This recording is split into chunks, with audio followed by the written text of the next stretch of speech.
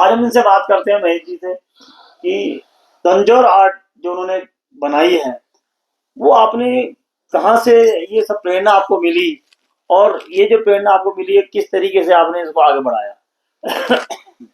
और बचपन से सनातन के लिए कुछ करने का मेरे मन में था कि कि एक हिंदू धर्म के प्रति बहुत आस्था थी, भगवान श्री राम और हनुमान जी के प्रति मेरी बहुत आस्था थी। फिर मुझे एक रास्ता मिला आर्ट सीखने का।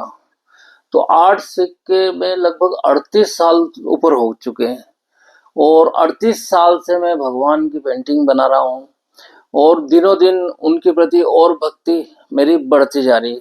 मैं सोचता हूँ कि अगर जैसे साधु संत होते हैं तो अपने ज्ञान के द्वारा, अपने प्रवचन के द्वारा, और उनने जो अर्जित अपने जो सनातन का ज्ञान लिया है वो सब पर फैला है, सबके ऊपर फैलाते हैं।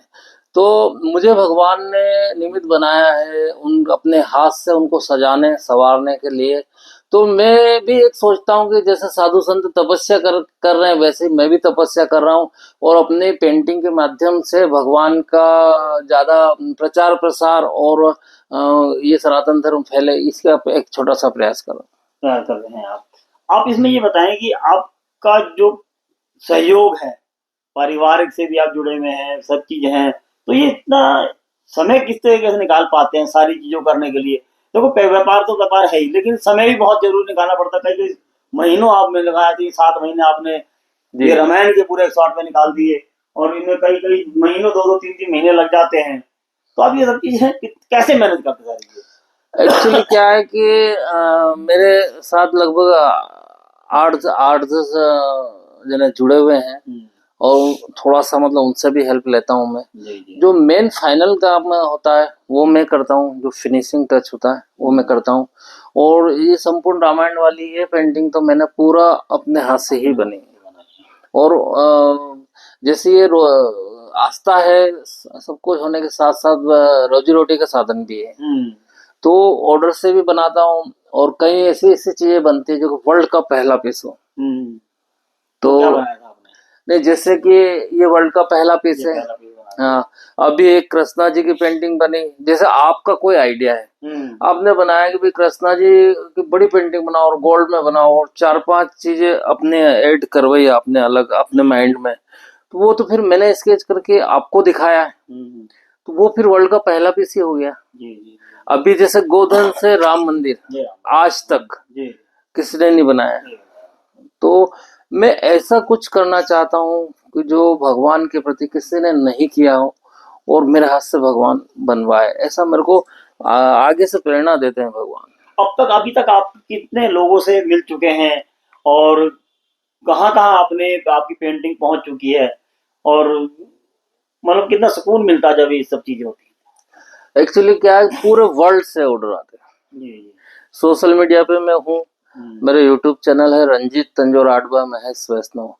तो वो कोई भी देखता है, या और भी सोशल मीडिया का मीडियम है, तो उनके आधार पर वर्ल्ड में कहीं से भी कोई भी मुझे देख के और ऑर्डर देता है, और मैं पूरे वर्ल्ड में पहुंचाता भी हूँ पेंटिंग सुरक्षित। बस उनको जो कोरियर का खर्चा है वो देना है, बाकी जहाँ कहीं से भी ऑर्डर आते हैं। अब तक वही मैंने पूछा आपको किन किन लोगों से आप मिल चुके हैं, और समाज के प्रतिष्ठित आदमी, मैंने सुना आपकी बहुत प्रतिष्ठित आदमी ने बाबा बागेश्वर धाम जी को आपने तस्वीर भेंट करी है, उनका आशीर्वाद मुझे थोड़ा सा धीरेन्द्र शास्त्री जी गुरु जी का आशीर्वाद मिला है मुझे, मनोज तिवारी जी ने मिलवाया था। तो मैं यूँ तो काफी जैसे कि राजनेता है तो अमित शाह जी से मिल चुका हूँ, श्री किशन रेड्डी है उनके लिए पेंटिंग बनी मैंने, ओम बिरला जी के लिए बनी, मुख्तार अब्बास नकवी के लिए बनी मैंने, और आलोक जी भी इस पेंटिंग को, राम मंदिर की पेंटिंग को देखने के लिए घर पधारे, विनोद बंसल जी, और मंदिर प्रकोष्ठ के जो प्रदेश अध्यक्ष है कर्नल सिंह जी, वो आए हैं। तो मतलब कहीं तो मुझे याद ही नहीं, भगवान ने इतना मतलब चर्चित हो गया हूँ मैं इस पेंटिंग के माध्यम से, कि मेरे अखबारों में भी जैसे आ रहा है तो विश्व विख्यात के नाम से आ रहा, तो मैं भी बड़ा आनंद की अनुभूति कर रहा हूँ, और इस चीज से मुझे और प्रेरणा मिल रही है। तो मैं आगे से आगे नई नई पेंटिंग बनाने का तो किसी भी आर्टिस्ट की किसी पीछे सोच भी होती है प्रेरणा भी होती है कि भाई मुझे वहां से प्रेरणा मिली है और मेरी एक सोच ये है कि मैं और इस तरीके से और 2 कदम आगे बढ़ के कोई चीज करूं। तो आपकी सोच क्या है और आपकी प्रेरणा किससे मिली? प्रेरणा तो मुझे उदयपुर में मेरे दूर के रिश्ते के जिया जी हैं, तो उनसे मैंने सीखना चालू किया। जी। और प्रेरणा सनातन धर्म से मिली कि आगे भगवान की बनो। पहले राजा महाराजा के स्टार्ट में बनाते थे, जो कि गुजर गया, इतिहास हो गया, तो वो मुझे अच्छा नहीं लगता था। पर जब मैं दिल्ली आया उसके बाद भगवान की ही बना रहा हूँ, तो मुझे बहुत परम संतोष है। अब ये मान के चलो कि भगवान की पेंटिंग बनाता हूँ तो मैं कई बार मन होता है कि इसका पैसे ही नहीं ले, मतलब मैं जो भक्त है उसको दे दूं, पर घोड़ा घास से दोस्ती करेगा तो खाएगा क्या। तो बहुत नॉमिनल जितना होता है मेरा चार्ज वो मैं लेता हूँ। अब ये बताएंगे महेश जी कि अब आपने आगे की जो सोच रखी है वो क्या है, और आप ये तो इनके बाद आपने और किस पे काम करना शुरू किया है? आपने राम की जो 108 पूरे रामायण की रचना के बाद आपने किस पे अपना अगला कदम आपका क्या रहा है?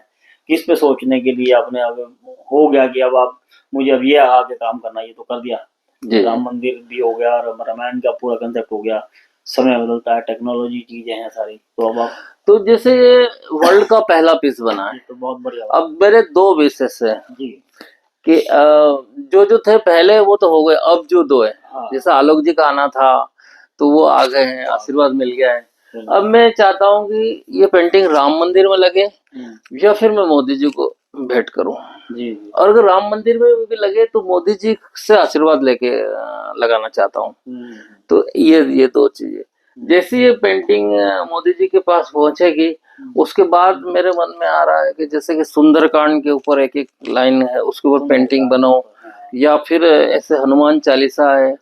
तो और एक दिमाग में और आ रहा है कि ये 108 है तो 1008 रामायण के ऊपर पेंटिंग बनो, क्योंकि कहते हैं ना कि राम की जितनी महिमा का बखान करेंगे उतना ही मतलब कम पड़ता है मेरे पेंट मतलब 108 में तो मैं सोच रहा था क्या छोड़ू क्या क्या। हाँ मतलब 1008 से भी ज्यादा हो सकती थी। ये हाँ, तो आपने बहुत समेट दिया उसी हिसाब से। हाँ वो शॉर्टकट में जितना चाहा उतने हिसाब से आपने समेट दिया हाँ। इसको।